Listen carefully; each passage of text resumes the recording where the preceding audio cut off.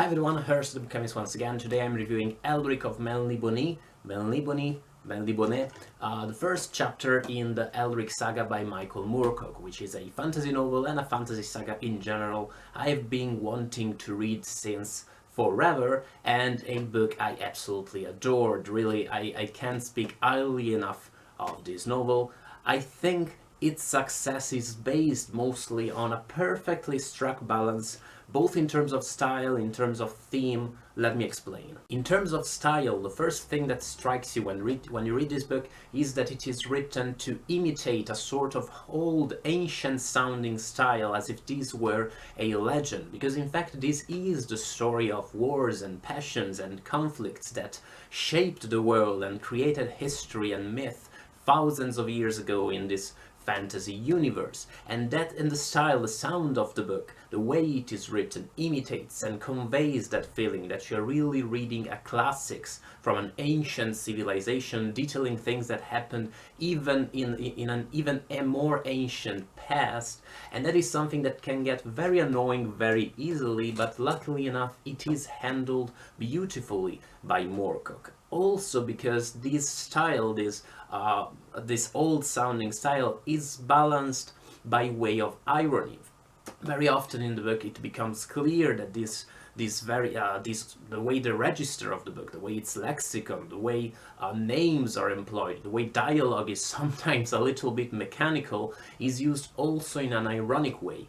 I'm not saying ironical as in, you know, postmodern irony, as if this were a parody of the sort of tale it is relating. The irony refers more to the content of the book. Maybe the style at times and the writing makes fun, for instance, of a character's arrogance or of another character's supposed wisdom. That same perfectly struck balance is paralleled as far as theme is concerned.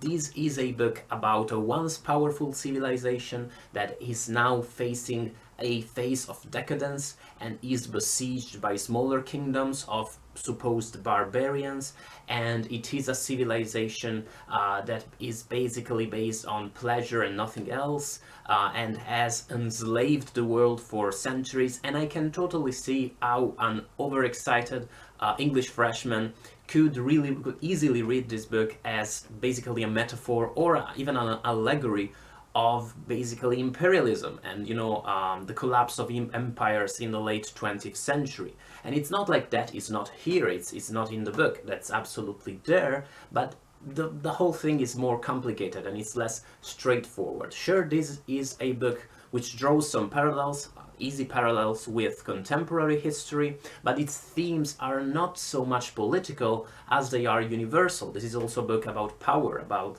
the way power corrupts, more generally about whether it is ever possible to control power or whether eventually it's always power that controls you. It's a book about philosophical issues such as destiny. Is our destiny written? Is it possible for us to change our destiny? When we try to do that, aren't we falling in some kind of destiny's trap? All of these themes are very heavy stuff and they're handled beautifully in the book, which never falls into the easy trap of becoming just an allegory. It's always first and foremost an exciting tale. In that sense, the plot of this book is also it's simply amazing, and you'll experience it by yourself, but the way it is handled is masterful. There's not a single word in excess in this book, which I read in, I basically read most of it during a flight, and it wasn't an intercontinental flight, it was London to Prague.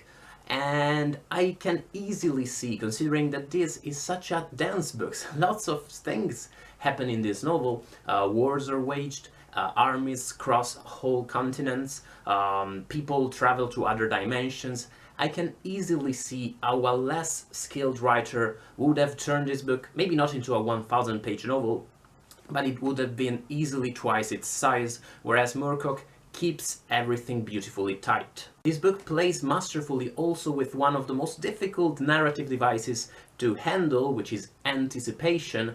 The introduction to each of the parts the book is composed of features a short descriptive passage telling you what's going to happen in the in the chapters you're going to read, which is something that again calls to mind the classics, classic Greek literature. It calls to mind also 19th century adventure tales.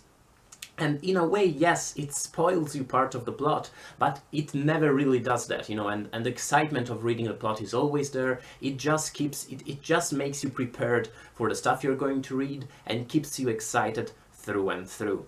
It's really one of the most pleasant reading experiences I had this year, which is not to say that this is just, an adventure yarn, because again, its themes and the complex way they are handled, it's masterful. This is truly an astonishing novel, and I can't wait to read the rest of the Elric saga. I'll probably be doing that in the course of next year, and I'm so glad I finally came around to read this book. I know lots of people are huge Moorcock fans. I know some people were not that hot about him, but I guess that's just a matter of taste. Michael Chabon, let's say my favorite writer, is a big Moorcock fan, and if you already know the Elric saga well, you may consider reading Gentleman of the Road by Michael Chabon, which is dedicated to Moorcock, and which is not a fantasy story, but it is an adventure tale, an adventure yarn, and I can see definite parallels between the way this Gentleman of the Road is narrated and Moorcock's tight